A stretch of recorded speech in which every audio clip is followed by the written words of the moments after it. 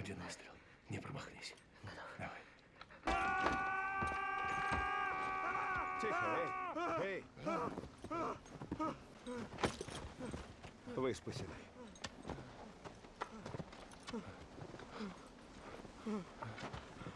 Все хорошо. Вы возвращаетесь домой. Привет, друзья, меня зовут Олег, и вы на канале Киногост. «Борьба со льдом» 2022 года «Against the Ice». Фильм режиссера Петера Флинта, экранизация романа датского писателя и полярного исследователя Эйнара Миккельсена «Двое против льда», сценарий которого написали Николай Костер-Вальдау и Джо Деррик. Премьера фильма «Борьба со льдом» состоялась 15 февраля 2022 года на 72-м Берлинском международном кинофестивале. Исследуя бескрайние просторы Гренландии в поисках потерянной карты, двое мужчин сражаются за жизнь.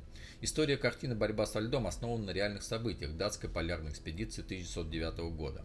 В интервью Костер-Вальдау, навсегда оставшийся для зрителей всего мира Джейми Ланнистер из «Игры престолов», и не думает скрывать, что «Борьба со льдом» 2022 года – простая история о двух людях, которые оказались в экстремальных условиях. Так, давай. Ладно, не двигайтесь. Да. Просто давай уже. Ладно. 3, 2, 1.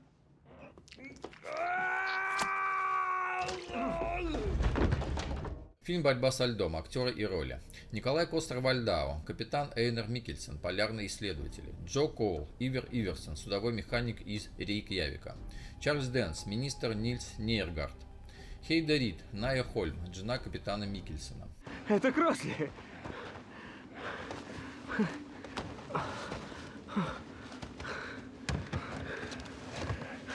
Какая нелепость. Да. Это Кросли. События в книге «Двое против льда» и фильме «Борьба со льдом» основываются на реальных происшествиях. Кинофильм «Against the Ice» 2022 года стал первым датским проектом, приобретенным Netflix для их линейки Netflix Originals. Капитану Миккельсену на момент начала экспедиции было 29 лет, а играющим его Николаю Костер-Вальдау 51 год. Съемки проекта проходили в Гренландии и Исландии. Режиссер фильма «Борьба со льдом» Петер Флинт старался как можно чаще проводить натурные съемки, так как хотел свести использование зеленого экрана к минимуму. Согласно интервью Костер-Вальдау, съемочная команда «Борьбы со льдом» однажды застряла на ледниках в Исландии во время настоящего шторма.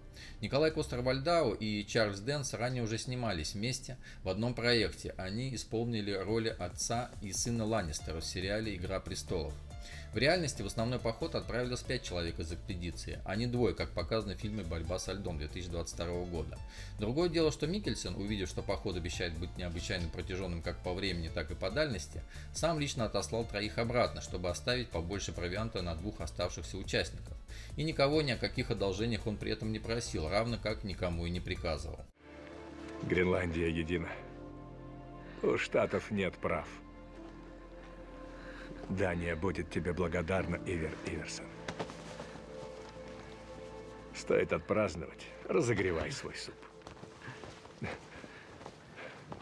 По мере продвижения истории роли Ивера и Эйнера меняются, и тот, кто вначале казался крепким как камень, стал нуждаться в эмоциональной поддержке напарника. Вальдау и Коул наглядно показывают, что происходит между людьми, имеющими мало общего и вынужденно проводящих вместе огромное количество времени. Через распри, несмотря на недопонимание, между ними складывается особенная связь, пусть и не лишенная конфликтов. С бодрой начальной сцены, изображающей непременную для полярной экспедиции ампутацию пальцев, Флинт не отпускает зрителя от экрана почти весь его хронометраж, разве что слегка теряя темп во второй половине «Борьбы со льдом». Картина Петера Флинта воссоздает какое-то особенное ощущение радости и ужаса длинного и опасного похода.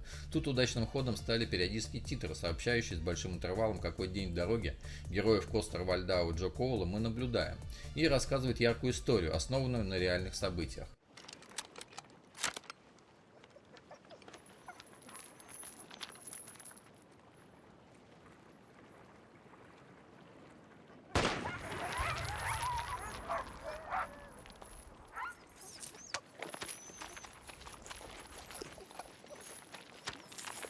Фильм «Борьба со льдом». Сюжет. 1909 году датская экспедиция во главе с капитаном Эйнером Миккельсоном Николай Костер-Вальдау на шлюпке «Алабама» отправилась из Копенгагена в Восточную Гренландию. Но это только самое начало пути. Вместе с одним добровольцем, а им оказывается не имеющий никакого опыта подобных походов механик из Рейкьявика Ивер Иверсон Джо Коул, в марте того же года Миккельсон выдвинулся на север острова, чтобы продолжить дело погибших членов экспедиции Людвига Мюллиус Эриксена. Исследователи хотели добраться до земли Пири и доказать, что она является частью Гренландии. Никакого пролива между основной материковой частью территории, открытой известным американским полярником, нет. Фактически нужно было закрепить всю Гренландию заданием. Теперь Иверсон и Миккельсон должны найти останки предшественников и убедиться, что те свою задачу выполнили. Вот только сроки сильно поджимали. Капитан дал морякам команду отплывать домой в августе. И неважно, вернутся исследователи назад или нет.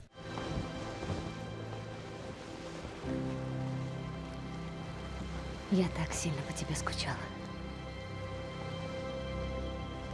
Я тоже. Капитан, становится холодно. Идите обратно. Основным достоинством ленты «Борьба со льдом» является актерский дуэт Николая Костер-Вальдау и Джо Коула. Оба актера полностью погрузили своих персонажей и более чем убедительно отыграли их на экране. Костер-Вальдау потрясающе сыграл роль опытного капитана. Миккельсон спокойно вынослив, он мудрый, опытный, вызывающий уважение настоящий покоритель Арктики. За годы жизни в суровых условиях Арктики Миккельсон и Иверсон пережили все, от потери собак и голода до цинги и нападения белого медведя. Но самое страшное происходит, когда подводит собственный разум. У Миккельсона начинаются галлюцинации, последствия которых в замкнутом кругу общения могут закончиться фатально. Самую большую опасность для человека представляет он сам. «Борьба со льдом» смотрится с интересом, выглядит вполне реалистично, взаимоотношения главных героев тоже обставлены и преподнесены сознанием психологии. Не делай этого. Это нереально. Успокойтесь. Остановись, это нереально. Это нереально. Не надо, не делай этого. Уберите ружье, капитан. Эйнар, Это стой! нереально. Опусти! Опустите его. ружье! Опустите. Эйнар, Нет, не надо. Фильм не ощущается затянутым, напротив, борьба со льдом дарит массу эмоций, заставляет переживать за главных героев, сочувствовать им.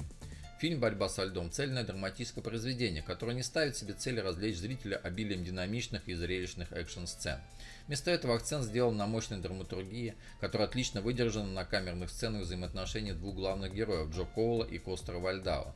Драматизм усиливается потрясающей музыкой композитора Фолькера Бейтрельмана, которой удалось стать главным источником настроения картины «Борьба со льдом». Представленный фильм – достойное драматическое произведение не столько о неоднозначном подвиге двух исследователей, сколько о стойкости, храбрости и силе воли человека, которому под силу одолеть абсолютно все, даже борьбу со льдом.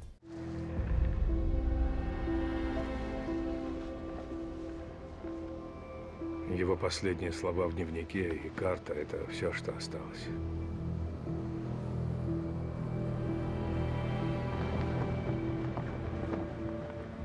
О неудаче никто не думает. Всякий верит, что сможет найти путь.